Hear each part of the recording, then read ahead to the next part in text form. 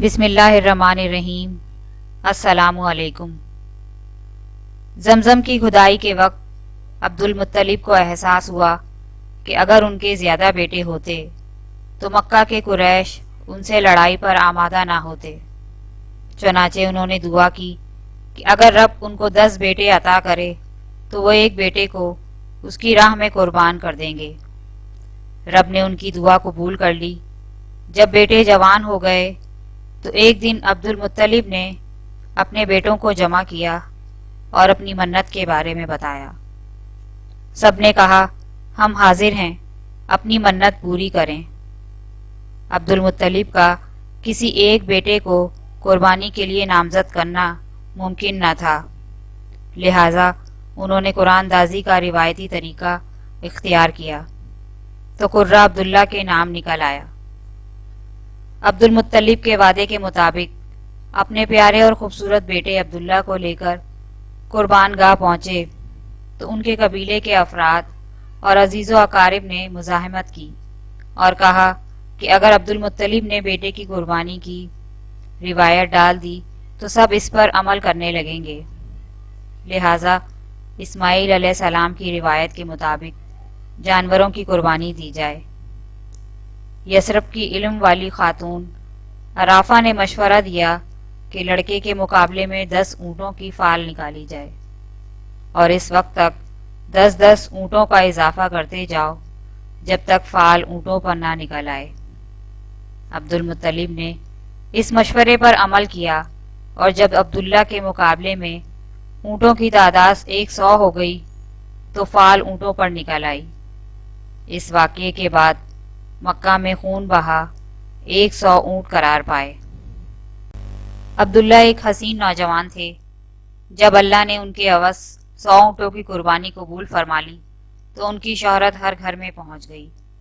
عبداللہ کی شادی قریش کے معزز خاندان بنی زہرہ کے سردار وہب بن عبد المناف کی صاحبزادی آمنہ بی بی سے ہوئی۔ اس وقت کے رواج کے مطابق عبداللہ نکاح کے بعد 3 روز تک سسرال کے گھر رہے اور چوتھے روز دلہن کے ساتھ اپنے گھر آ گئے۔ ایک سیرت نگار کے مطابق عبداللہ قریش میں ایک تابندہ نور تھے اور سب سے زیادہ خوبصورت تھے۔ قریش کی عورتیں ان کے دام محبت کی اسیر تھیں اور قریب تھا کہ وہ ان کی محبت میں ہوش و حواس کھو بیٹھتیں۔ ایک خاتون فاطمہ نے عبداللہ کو اپنی طرف متوجہ کرنے کے لیے 100 اونٹوں کی پیشکش کی۔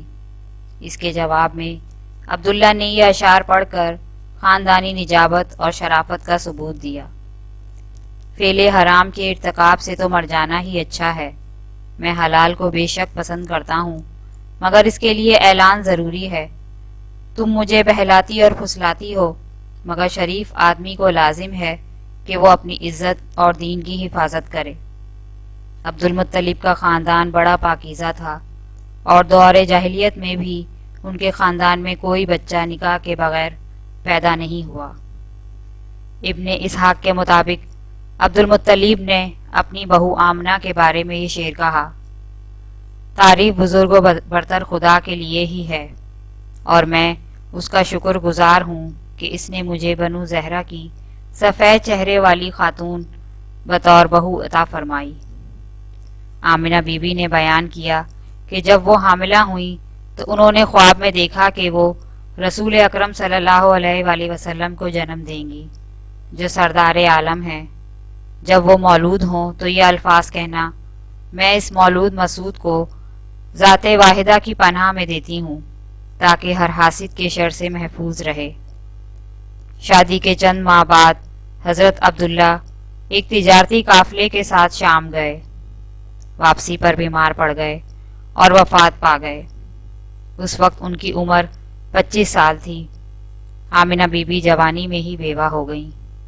انہوں نے اپنے جوان خاوند کی وفات پر ایک قصیدہ لکھ کر اپنے دلی جذبات کا اظہار کیا، جس کا ایک شعر یہ ہے: اگرچہ موت اور اس کی مشکلات نے اس کو جھپٹ لیا، لیکن وہ در حقیقت بہت سخی اور رحم کرنے والا تھا۔